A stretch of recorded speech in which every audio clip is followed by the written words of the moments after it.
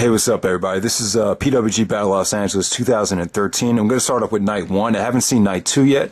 So the first round match that opened up the show was Kevin Steen and Chuck Taylor.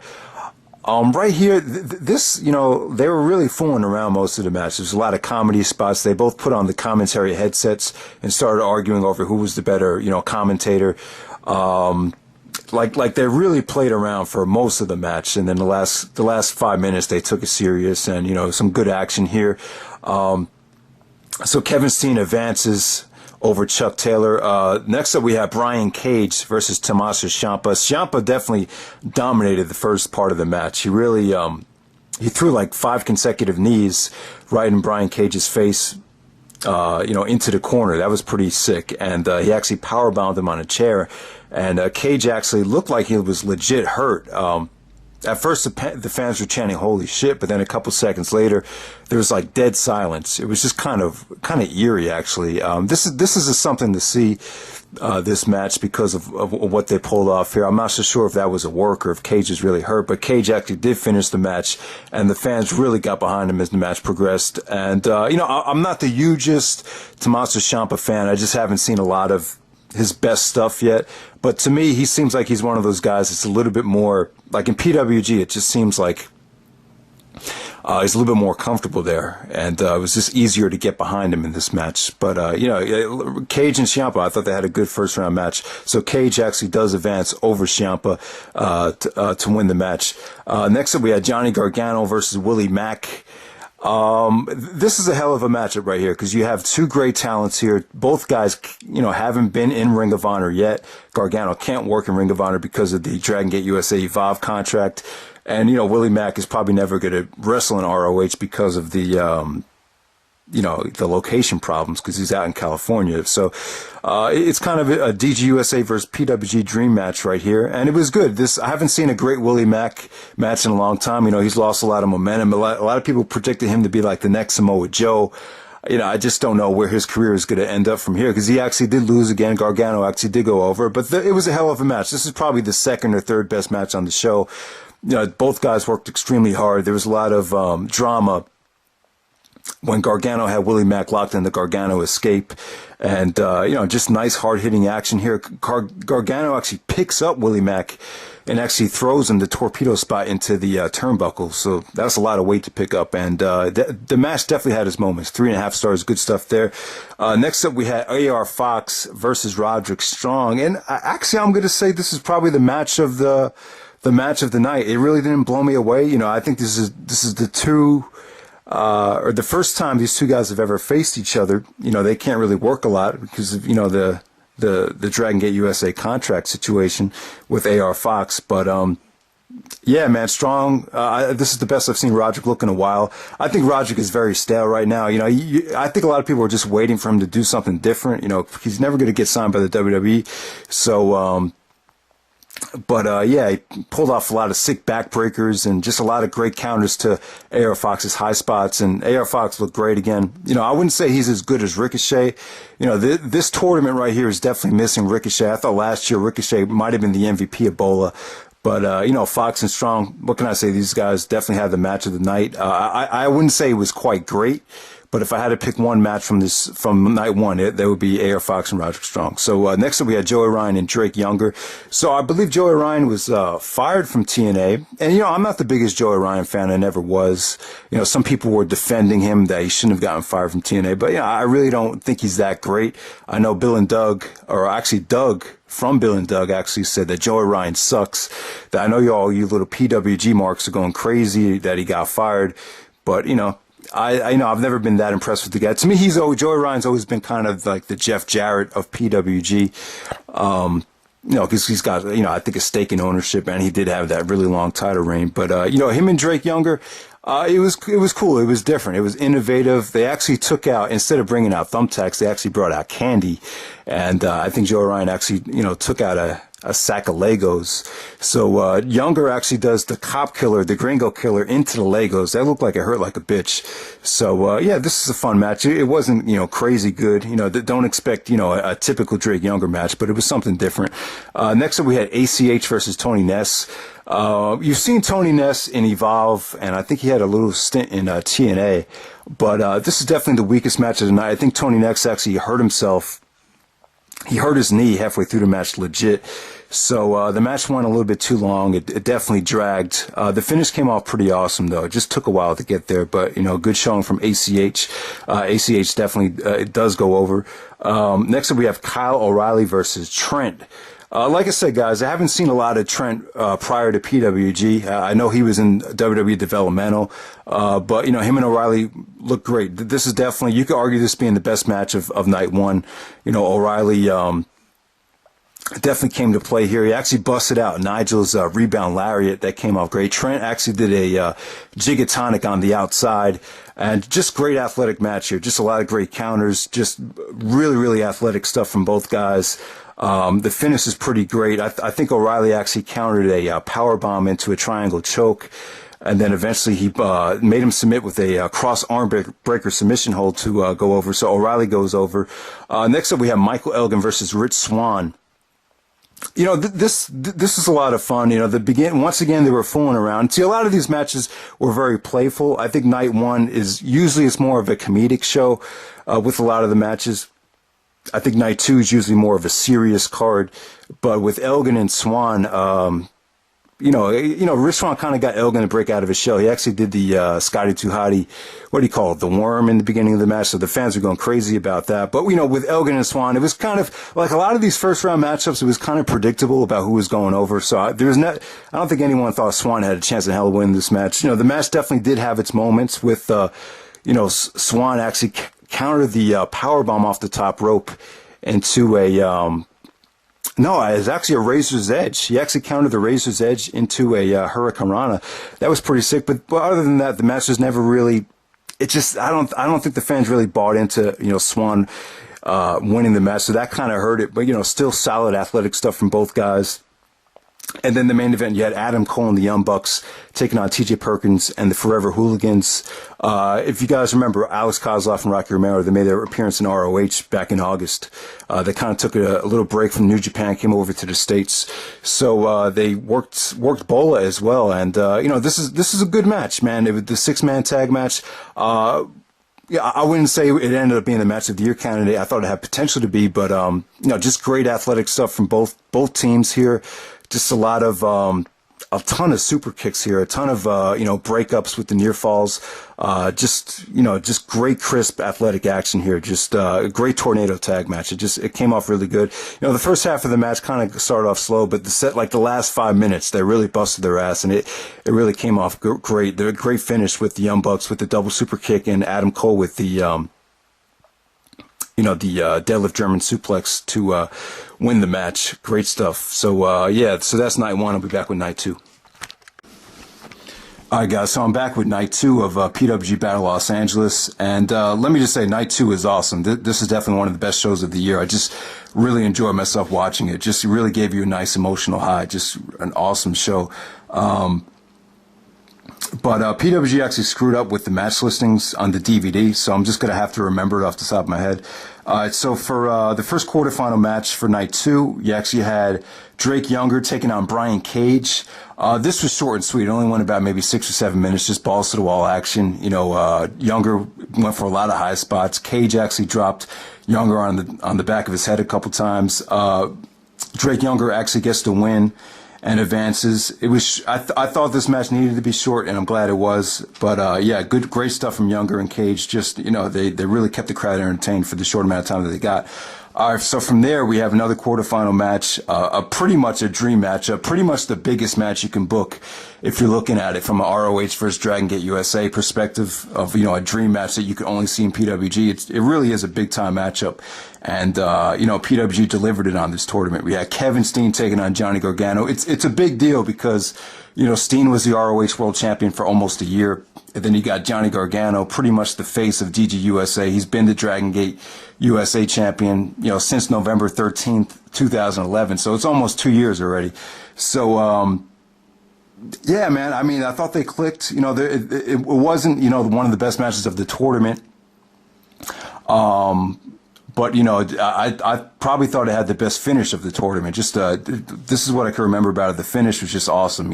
Steen actually goes for the package power driver, and then Gargano counters it into Gargano escape to make Kevin Steen tap out. So, yeah, just an awesome finish there. So from there, the next quarterfinal match, you had Michael Elgin versus Roderick Strong. I'm glad these two guys met again. They had their little feud in Ring of Honor. I thought it was kind of poorly booked in ROH because, it seemed like Truth Martini and the storyline kind of got in the way of the match quality. But honestly, this match wasn't much better than their Final Battle match or any of their other matches. I just think the problem here is the combination. I think from a personality standpoint, they're too similar.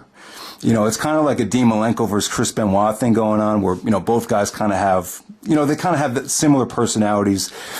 So, Roderick was just kind of throwing everything at Elgin. He hit him with the sick kick. He did the backbreaker to him where he flips him up in the air. Elgin kept kicking out. And then, I think Elgin made him tap out with the crossface. So, good stuff from both guys, probably 3.5, but definitely not one of their, didn't surpass their ROH stuff as you might have expected. So next up, the next quarterfinal match, you get ACH taking on Kyle O'Reilly. This is the best quarterfinal matches out of the first four. I would say, this should be a wake-up call to ROH. ACH definitely should be a singles guy. It just seems like whenever I see a ROH show, he's stuck in the tag team with Tadarius Thomas and, Caprice Coleman and Cedric Alexander, which is fine. But I don't know. I just think this guy is so talented and there's an urgency to create new main event stars. And, whenever you put this guy with a main event caliber athlete like, Elgin or O'Reilly or, even Davey, it's just nothing but magic happens. The guy could definitely go. It was a great showing from him. I believe this might have been his PWG, debut for Bola. But, him and O'Reilly, man, they, just definitely one of the best matches of the tournament. This is a match to see. Once again, another awesome finish with, ACH going for a power bomb and then O'Reilly just locked in the guillotine front face lock. I thought it just came off really, really good. The crowd in PWG as well, in ROH and, AAW, wherever he goes, ACH just has a really good connection with the fans. And, once again, it just delivered, man. So from there, you kind of had the, consolation tag match featuring some of the guys that lost on night one. Yeah, B-Boy, Tommaso Ciampa, and Willie Mack taking on Joey Ryan, Chuck Taylor, and Trent. It was good stuff. I felt like, usually these consolation tag matches are all comedy. You don't really take them too serious. You remember Davey last year was really fooling around in that match. But, I felt like for this year, considering the people that are in the match, there should have been more of a sense of urgency to deliver, because, booking opportunities are at stake, so to say. But it was all right. It definitely had its moments. Coming out of this match, it looks like we're going to get a Tommaso Ciampa and Brian Cage, a serious feud because of the injury spot. I thought Chucky Taylor was awesome here. Just a lot of innovative selling from him. I just thought he played a really smart heel in this match. Just a lot. It was fun. It definitely was more of a fun match. You don't really take it too serious, but it was good stuff. So next up, you had the semifinal matches. Usually the semifinal matches usually suffer because of fatigue and crowd burnout, but I thought they really delivered this year. So you had Michael Elgin taking on Johnny Gargano. This was friggin' awesome. The great thing about this is you look back to WrestleMania weekend 2011. Elgin had the great match with Davey, the 5-star match. Everyone thought that stole the show from, WrestleMania 28 that weekend. And then last year, I didn't even see the match yet, but, Shingo and Johnny Gargano from Dragon Gate USA, a lot of people thought that was the best match from WrestleMania weekend. So you kind of have the two, MVPs from the last couple of WrestleMania weekends going out of here. And I think if these guys did have an opportunity to wrestle in a main event match fresh without having to worry about tournament fatigue, I think it could be friggin' amazing. And this still was amazing. For a tournament match, this was excellent. And I got to give these guys credit because the crowd was really getting burned out around this time. You could definitely tell they had to work extremely hard just to keep the fans invested. And I thought they did a great job. I really did. And, just beautiful stuff, really innovative stuff. The most memorable thing was the crossface spot. Both guys used the crossface as a finisher. So when they were just scrambling, just trying to hustle after each other, lock on the crossface, it just came off awesome. They kept missing each other. They kept, they were just relentless trying to lock it on. And just a lot of great counters to Elgin's powerbomb from Gargano. Gargano came to play this weekend. He hasn't been in PWG that long, but he's already he was definitely one of probably the dark horse for MVP of this tournament, I would say. Yeah, so like I said, Elgin and Gargano, definitely arguably the best match of the whole tournament, I would say. I thought it was that good. So next up, you actually had Kyle O'Reilly taking on Drake Younger. This was a little bit shorter than the previous match. You kind of want to get O'Reilly over to the finals as quick as you can, not to burn him out. But, him and Younger still delivered, I thought. It showed that O'Reilly could go hardcore if he's in there with the right opponent. You saw a lot of sick chair spots. I think, O'Reilly put like 7 or 8 chairs on Younger and actually splashed him from the top rope. That was pretty sick. And, just balls to the wall athleticism. It just felt like for a tournament match, this was just really, really good. It just flowed really nicely. And O'Reilly definitely goes over and advances to the finals. So the finals of Battle Los Angeles 2013, Elgin versus O'Reilly, which is a rematch from ROH to Survival of the Fittest 2011, which was awesome as well. But before we get to the finals, when I saw this match booked, I was like, I didn't really want to sit through this. I thought it was just going to be another comedy tag match, and it was. I mean, there was a lot of comedy here, but, I didn't expect this to be, match of the weekend or, arguably maybe PWG's match of the year, because you see Candice LeRae in there. You can't really expect much. But Candice LeRae is awesome, and she was friggin' awesome here. But, it was Adam Cole and the Young Bucks taking on AR Fox, Candice LeRae, and Rich Swann. I believe Candice is actually doing a lot of stuff with Gabe and Evolve and Dragon Gate USA, so maybe that's why they booked it like this. But yeah, man, this is a match to see. This was the best match of the weekend, in my opinion. I just thought it really delivered, man. Candice LeRae and her interactions with Adam Cole were just priceless. I mean, it was just very entertaining. Cole and the Young Bucks were really disrespectful to her. Cole was trying to get Candice to suck his dick through the whole match. That's kind of Adam Cole's gimmick in PWG. AR Fox and Rich Swann, they looked awesome here. Like I said in the past, guys, whenever Dragon Gate guys come to PWG, it's magic. It just really works. Also in this match, I think Cole dropped AR Fox. Yeah, he dropped AR Fox on his head. And the look on AR Fox's face when he got dropped was just priceless. It was like, oh my God. That was crazy. And, Candice, I would say Candice LeRae stole the show here. She just looked awesome. There was the double ball buster spot where Cole was trying to get her to suck his dick. And then, I think, she actually grabbed Cole by the balls. And then the Young Bucks, got double ball buster by Candice. That didn't come off too good. But then Candice actually did a torpedo through the ring and actually did a DDT on Adam Cole. That came off really awesome. The triple super kick on Candice to end the match, that was pretty sick. Just a hell of a lot of athleticism here. Cole and the Young Bucks they just make a great stable. Just awesome stuff. This is definitely one of the best matches of the year from what I've seen. Just stole the show without a doubt. And the main event, we actually have Kyle O'Reilly versus Michael Elgin, the finals of Battle Los Angeles 2013. Great match. I'm going to give it 4 stars. I thought it was pretty much just as good as Elgin and Cole from last year's finals. It was very, very short, just like that match. Some people might look at the rating and say maybe it's a little bit too high for a match that was that short. But I love the story that they told. They just dished it out to each other. They just said, hit me as hard as you can. And as the match progressed, O'Reilly was trying to make Elgin submit with, cross arm breakers, a triangle choke, whatever. Whenever, O'Reilly tried to lock on a submission, Elgin would just power bomb out of it. So, O'Reilly just had to be relentless and just not let go. And eventually he made, Elgin tap out with a cross arm breaker. The finish just came off really well. It's just a lot of drama. The crowd was really invested in it. And, they didn't waste any time. Every single shot, every single stiff shot just felt like a huge deal. And, definitely a great atmosphere. Aftermath was awesome. Kevin Steen actually turned heel. Cole came out, Young Bucks came out. They tried to humiliate Kyle O'Reilly. Cole was like, you're the second best member of Future Shock. I'm just here to congratulate the guy that's not going to win my title.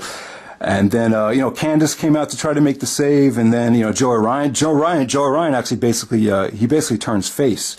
And then, Elgin comes out, looks like he's going to make the save. And then he, turns on Candice LeRae, gives her the package power driver and hugs Adam Cole and the Young Bucks. So it looks like we're going to get a huge stable here with, you know, Adam Cole, Kevin Steen, and the Young Bucks. Seems fucking awesome. And you're going to get Cole versus O'Reilly next week at the next PWG show. If you're in the area, definitely see that. That should be awesome. And it just seems to me like PWG is like a step ahead of ROH when it comes to, you know, cashing in on guys and putting the belt on guys. It always seems to me like ROH is always maybe a year or two behind, you know, who they should have the belt on. But we'll see. I wish Adam Cole a lot of luck. He's on a roll right now, the PWG champion and the ROH world champion. We'll see how his title reigns progress as time goes on. But you know, with Bola, you know, this was great. You know, I wouldn't say this was the best Bola because the first show, it wasn't as stacked as some of the other shows in the past.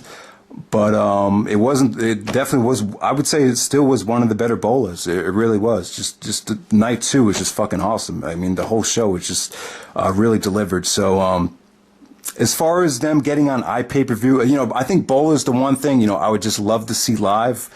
But, you know, if it's gonna, you know, I just kind of come to the conclusion that the indies should stay away from television and stay away from putting on live pay-per-views. It's just, in my opinion, there's just enough of that stuff on television already with mainstream wrestling, with WWE and TNA. You just can't touch it. I think the best thing that indie wrestling, you know, the most important thing for indie wrestling to do is just focus on the match quality, just focus on putting on great shows, and everything will take care of itself. I just think there's always a backlash if you're going to put money into, you know, live pay-per-views and, you know, television. You know, I just don't think the indies are built for television right now. But we'll see, guys. Definitely don't sleep on the show. I thought it was awesome. You know, I haven't felt this passionate about wrestling in a minute. So congrats to Kyle O'Reilly, and hope you enjoy the video. Take it easy.